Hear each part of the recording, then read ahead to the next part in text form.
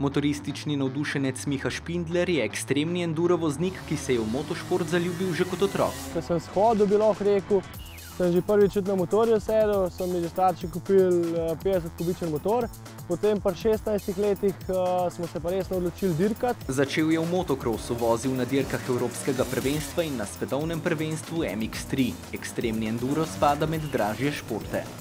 Letos pač, ko sem se odločil za te res ekstrem svetovno prvenstvo dirke, to so pač najtežje dirke, kar jih je, in zato je pač tudi cenovno ena največja cifra. Na najtežji enodnevni dirki na svetu, imenovani Erzberg Rodeo, od 500 izbrancev cilj doseže le 20 tekmovalcev. To je kot edinemu Slovencu do sedaj uspelo le Mihi. Najboljši rezultat je bil pa 5. mesto na svetovnem prvenstvu. Glede na videno je enduro precej nevaren šport.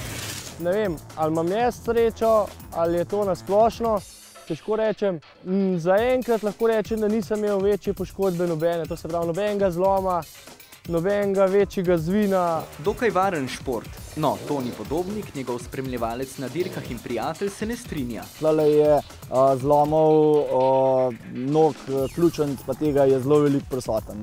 Tudi, ne vem, na zadnji dirki v Toskani 14 dni nazaj, smo imeli kar probleme, ker jih je rešilcev skoraj zmanjkalo. Po vsaki dirki pa gre na rehabilitacijo tudi motor. Te detajli, ker so, to se pravi, mogoče kakšna balanca, plastike, take stvari so recimo poškodovane.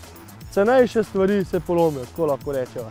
S svojimi izkušnjami Miha treme nima več, je pa zato vedno poln adrenalina. Takrat pa tistih zadnjih 4-5 minut, ki je to pred štartom, je pa, ne vem, pulza, ne vem, koliko 200. Ima pa Miha srečo, da rohnenje motorja ne dviguje pulza njegovim sosedom. Ko trenira, je namreč v okolici njegovega doma, milo rečeno, glasno.